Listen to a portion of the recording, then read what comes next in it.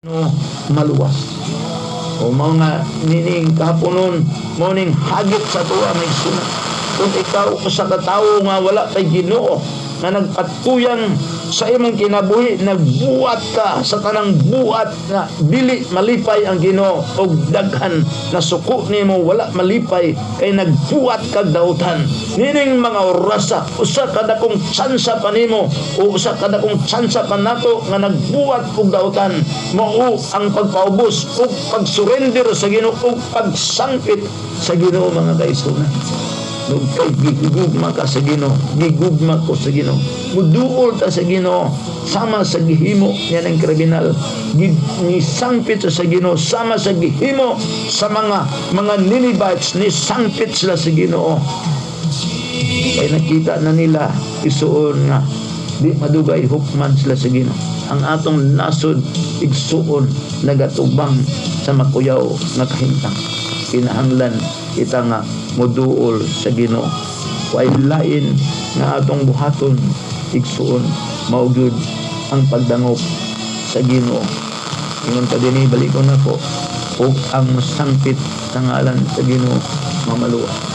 Wala nga dito sa Bayugan 3 dunay upat dito ka bata ang mga giduol sa anghel, duha ka anghel.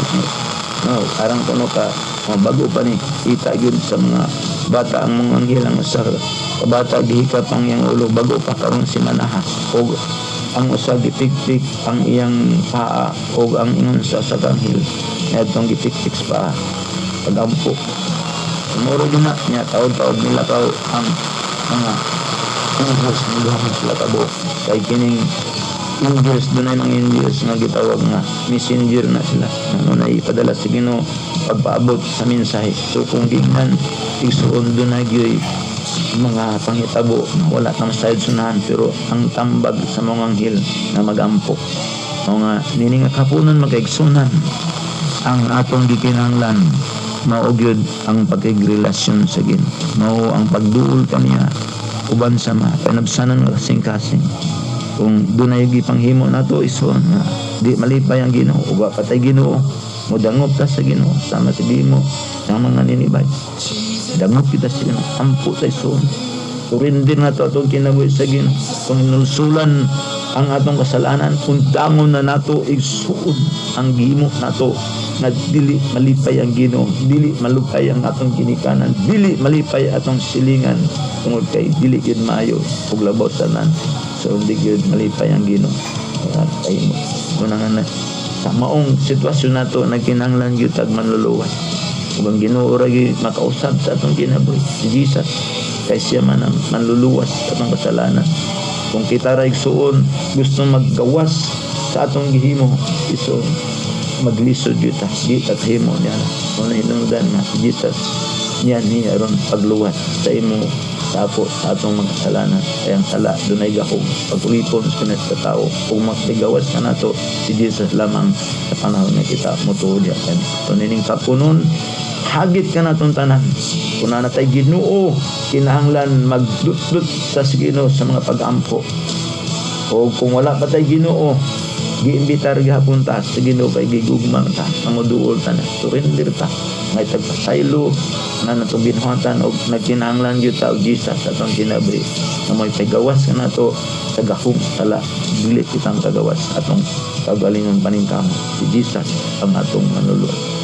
So nini nga kapon igsuon sa mga pulong sa Ginoo nga nagpasidaan ka nato warning kini nga mensahe para kanatong tanan magduol gyud ta dangop ta ampo ta igsuon kay kining tanang butang sinugdanan pa lang ni kapagitan paningon Ginoo tanan nga musangkit kaniya moampo mamaluwas ang atong kaluwasan nara jud sa Ginoo. So sa nining kapunon magahimo tag pag-ampo ison to surrender ang atong kinabuhi sa Ginoo. O pwede ra gyud ka mosunod ani nga mga pag-ampo. Kini nga pag-ampo sama na si pag-ampo sa kriminal diba dito sa cross ng kanya. So sinumdumi ako kung maghari ka na. Muni atong buhaton. Ang tito na to si Jesus ay lain kay Jesus means Savior. Jesus ra gyud ang imong manluwas. Muning wali ni Pedro sa Acts 4:12 away laing ngalan sa silong sa langit nga maluwas ang tao nagisgutan sa unahan ng bersikulo dito nin review. So nining kaponon sang kita tagisan hindi ta kayo masunod asa ka karon igsuon sunod ganin pagampo kung ikaw nakapaubos na sa imong kagalingon andam na kamo piya sa kanan nimong mga ibinuhatan ug andam na ka surrender sa imong kinabuhi aron ialagad sa Ginoo hindi ka masunod nining pagampo asa ka karon nahimutan Ginoo nining kaponon atong gila na tuwa sa pangmakasakalo kinahanglan yun o manluluwas so Jesus nagatuo ako kanimo na ikaw ang nagpakamatay para sa pagluwas pagtubos sa akong salanan silot sa akong sala salamat din Jesus na tinagis pagtuo ako kakarong dawaton na akong manluluwas sa akong kasalanan Ginoo ko ikaw nga Ginoo sa akong kinabuhi nanining kapunon akong surrender ang akong kinabuhi akong ipangalagad kanimo Ginoo tabangi ako Lord na karong mga orasa musugod na ko sa pagpangalagad kanimo salamat Ginoo sa imong pagpasaylo o pagtabang ka na ako na magkinabuhi sumala sa imong mga pulo salamat Lord laygon ikaw ngalan ni Jesus amen simple lang kayong pagampo ug nining nga hapon nigsuon ako kang dasigon kung wala pa kay mga simbahan nga giatilan pag adlaw sa Domingo pangita yung simbahan na ikaw makasimba pauban mo katawan sa Ginoo ka maligon madasig na pagbaton gyud og Biblia yung espirituhanon nimo pagkaod ang imong lawas gatiman nimo aron gipakaon nimo sulod sa adlaw katulo aron mahimong maligon mahinsog maupudi hapon ang imong kalag ug mahimong kalag ang lumaon sa kanon nato tulong sa Ginoo nga mao ang yan kutuan ng pagkaod aron mahimong mahinsog ang atong kalag balansi ang atong pag-atiman sa tibok natong pagkatao kining bahin sa atong kinabuhi nagkinahanglan gyud ug pagkaod ang lawas material kinahanglan ang kalag mao ang pagkaon ng mga tulong daghang salamat sa inyong pagpaminaw o pagpapagod ako na kami naghatag ayon sa pagpaminaw sa aming sahi sa Ginoo alir pinagis sa iyang mga pulong maghimo pag-ampo alas pagtapos balaan og dalaygon ng mga Dios sa mana mga langit nun nining kaponon Lord ako nag-ampo sa tanan nga nakadungog sa imong pulong Ginoo nga imo silang liguonon nakatong imong mga pulong ilang nagdunggan Ginoo ilang kinabuhi tabangi ang matapos kanamo Lord nga mahimong tao nga may nampuon ini nga panahon karon may kauhaw sa imong may kagutom sa imong pulong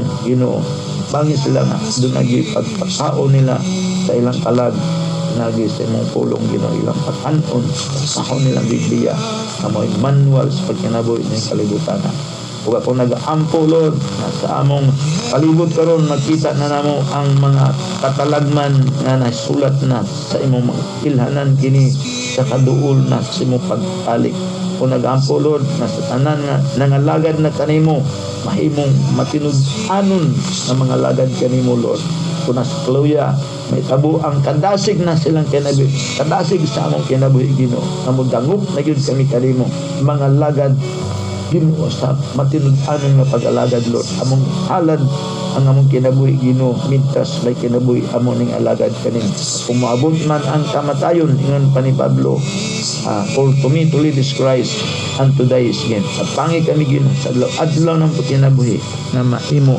kinabuhi nga ikaw gyud Lord Jesus ang Ginoo ikaw ang matuman dili ang among pagbuot kay matuman kini kun dili ang among pagbuot ay may tuman sa among kinabuhi adlaw-adlaw. Salamat Lord sa mga bliss sa Pretty Family Lord.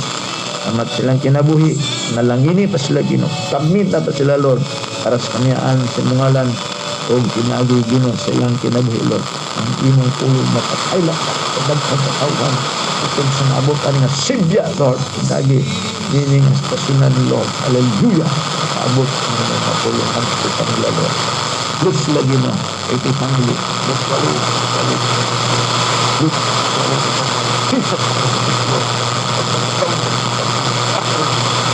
Langit. Dapat